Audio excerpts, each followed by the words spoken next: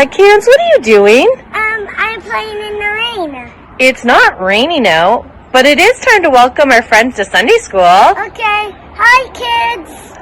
Welcome to Sunday school.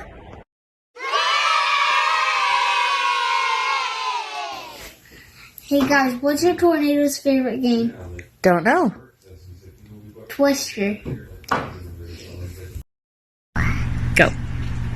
What do you call a sleeping boat? What? A bulldozer. What do you call a stick that doesn't do anything you want? What? A stick in the mud.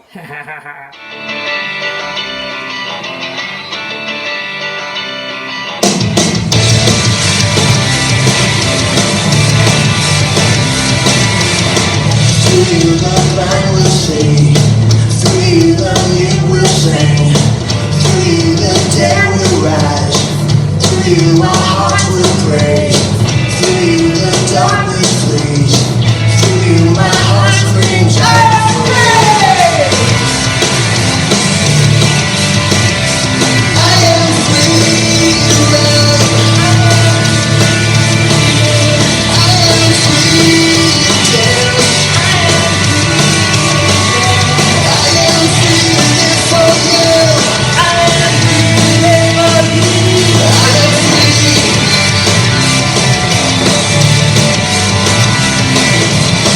Through the blind we'll see, through the mute we'll sing, through the dead we'll rise, through our hearts we'll pray, through the darkness flees, through my heart screams I am free. I am free to run. I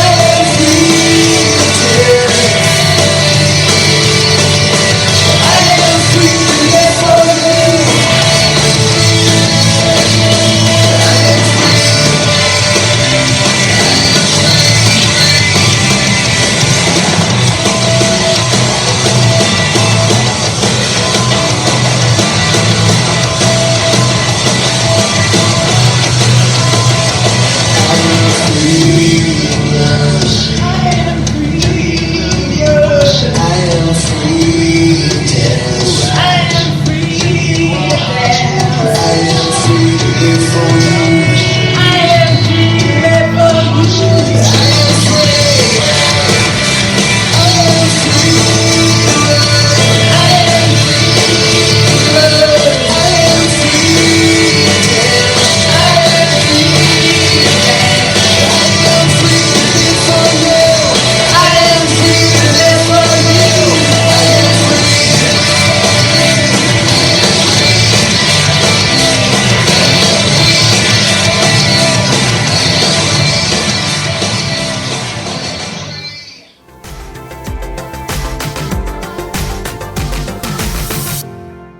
So last week, I hope you were able to join us. We talked about Shadrach, Meshach, and Abednego, or as we called them, Shad, Mac, and Ben.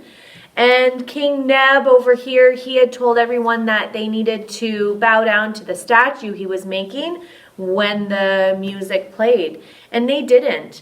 So they got thrown into the fiery furnace. It was very hot in there. And when they were thrown in, he looked in and saw that there was 4 people, because it wasn't just Shadrach, Meshach, and Abednego in there. There's also the angel of the Lord in there as well. And he protected them. God protected them, that not even a hair on their head was singed. Now I want to talk about before they went into the furnace, because that's pretty intense. They had boldness that they didn't bow down to the statue when the music played.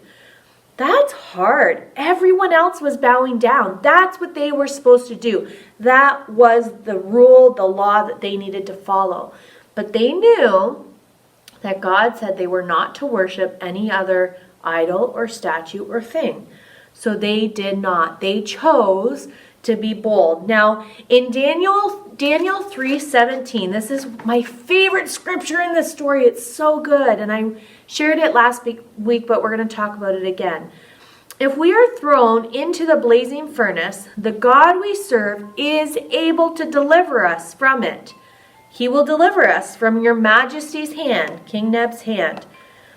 But even if he does not, we want you to know, your majesty, that we will not serve your gods or worship the image of gold you have set up. That is so cool to me, that they say we will believe in God. He'll deliver us. He can deliver us. So easy. But even if he doesn't, even if we get hurt, we still choose to believe God. That is like 100,000% boldness right there, folks. Like, that is incredibly bold. So things may not work out the way we expected. It may not have worked out the way these guys thought, even though they knew God could save them, but they still chose to believe. I don't know about you, but I would be scared and I would be concerned. But they had boldness, and I hope that I can have boldness like that. Now, when I want to tell you a little bit about when I was young, I was stubborn. I don't know if you've ever been called stubborn before, but I was called stubborn a lot. Like a lot. I had a big mouth, not just like this, but that's a different meaning. It means I told everybody my opinion, and it didn't matter what time of day or how it was said, but I told them. I would go around telling people randomly, you need to believe in Jesus, you need to start serving him. Well, I also did stuff like talk back to my mom, or tell my mom that I disagreed with her when it was really not the right time, or being rude. So that wasn't a good thing to do. And I got consequences for those things because I was being rude. But my parents never made me feel bad for how I was.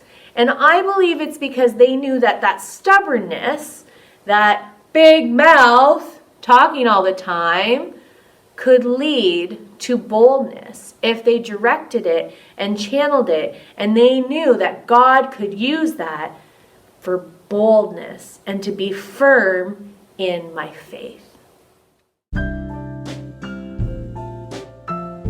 Hello, and welcome back to How to Eat Civilized. Today we're going to look at how to eat a bowl of cereal in a civilized way. So we have some unnamed cereal here, not to have a product that we're advertising, and then we have 2 spoon choices for you, some milk and some brown sugar. Now I prefer brown sugar over the refined sugar. Even though this is a refined show, I prefer the taste of it, but you can go for the white sugar if you need to.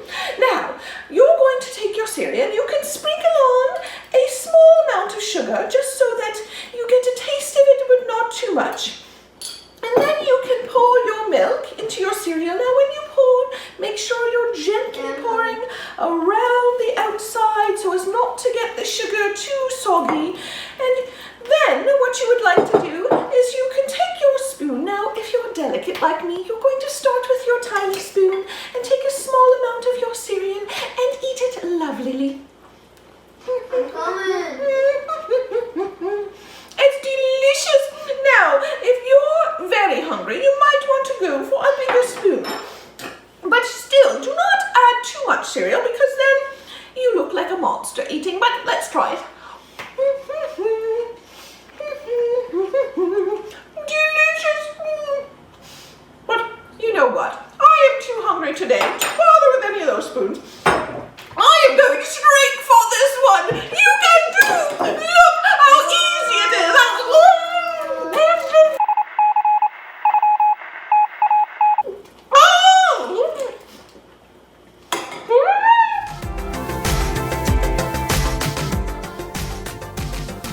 Do you guys remember a few weeks ago, Miss Jen was in the youth room and I came as a superhero and we talked about why we believe in Jesus. Well, that's the start of boldness, is knowing why you believe and having faith in Jesus. Now, having confidence or boldness in your belief of Jesus doesn't always mean yelling to the world, It doesn't always mean that. It could, but it doesn't always look like that. It also could be the confidence when your friend is saying, you should do this, and you know it's wrong, to do what's right. It could be helping someone when they're in need, even though you have to go out of your way to do it. It also could be praying for somebody when you don't really feel comfortable praying, but you pray for grandma's leg with grandma because you know that it could help her and that your God, who you believe heals, could heal her. Boldness looks all different kinds of way, but our faith, knowing why we believe in Jesus, leads to having boldness and confidence in God. And that's what I pray for you. Just as myself, I pray for boldness. And I pray that for you as well. My challenge this week is for you to let me know what boldness means to you. And also give me an example of how you've shown boldness or how you can show boldness. Or if you really feel like you are not bold, let me pray about that for you. And pray for me that I would have boldness to do what's right, even when it's hard. And that I would have boldness to step out of my comfort zone and help those around us. That's hard to do, but I know that we can with God. So I can't wait to hear back from you. So send me your entries by email, kids@evangelnapanee.com, or through private message. I can't wait to hear back from you, and make sure they're in by Friday so we can get your name in the draw.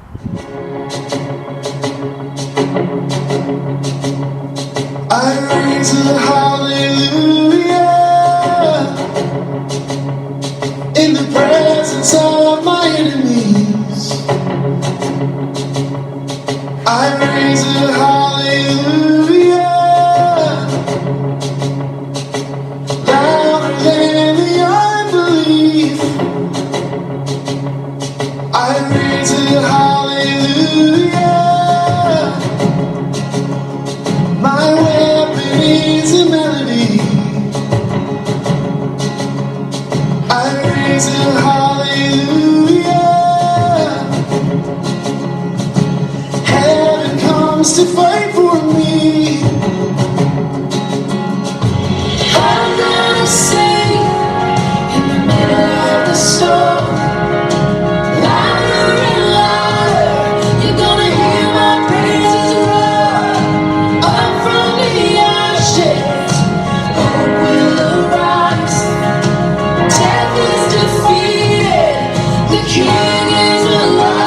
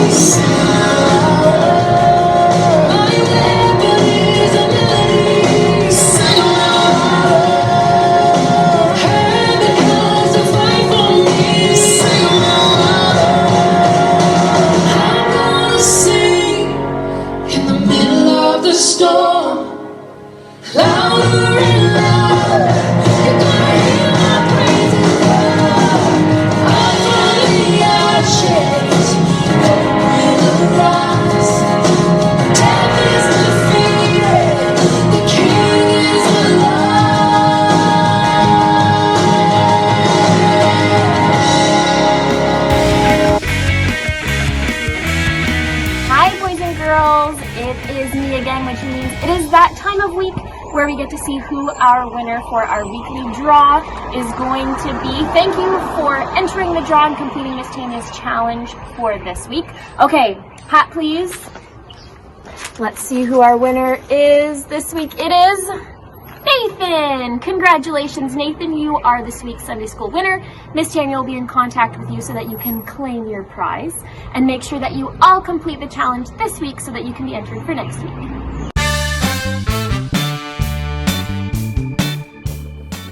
Okay, it's game time. I hope you're ready. Tonight we are playing, or more, I talked Jen into playing this with me. Keep it up and move it. So we're going to spin the wheel of mayhem. And if it lands on a Kleenex box, you're going to come over to the lovely table, pick a Kleenex box, and you got to keep it up in the air. So we're going to count each other to see who score, and the most seconds of all the objects in the air wins. If you're spinning and you get plastic cups for a second time, you have to do 2 plastic cups. Let's see. Okay, Miss Jen, you are going first. Here we go. Chocolate. Okay, Is that so the Smarties? boxes.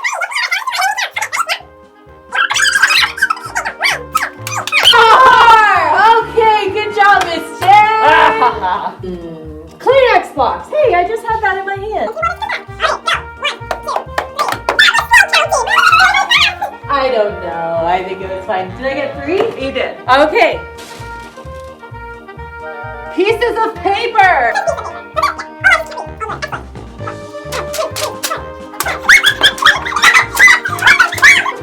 12. Good job. Here we go. Woo! Let's see. Oh, gotta do my shoe. 3 again. Sorry. 3 is my lucky number. Hula hoop. All right. Which one are you gonna pick? Take the small one. Okay. Ready? Yep. 1, 2, 4. I think that was 3. I think it was 3. Sorry, Gary. This is a wild game, folks. It's a wild one. Let's see. Balloon.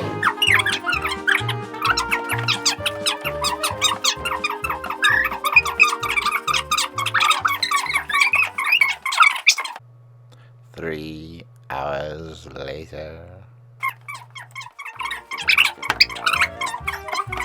Uh-oh. Oh, no. I get 56, 57, 58, Oh! 59, 60. I think 60 is the cutoff. Pillow. Okay. Ready?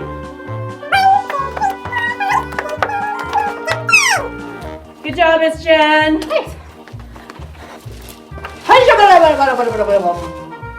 Chocolate.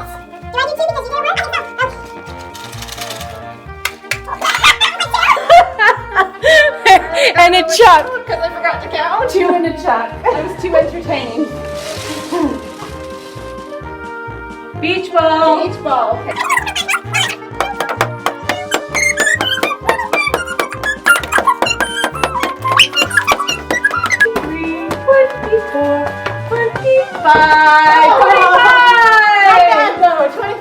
Good job. Not quite 60, but you know.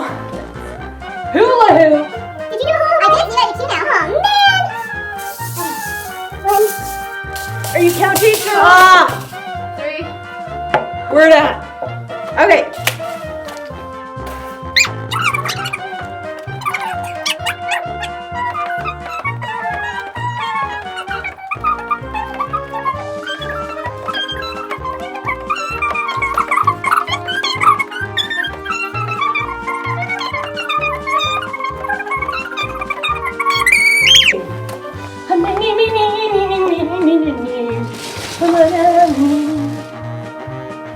Fruit by the foot.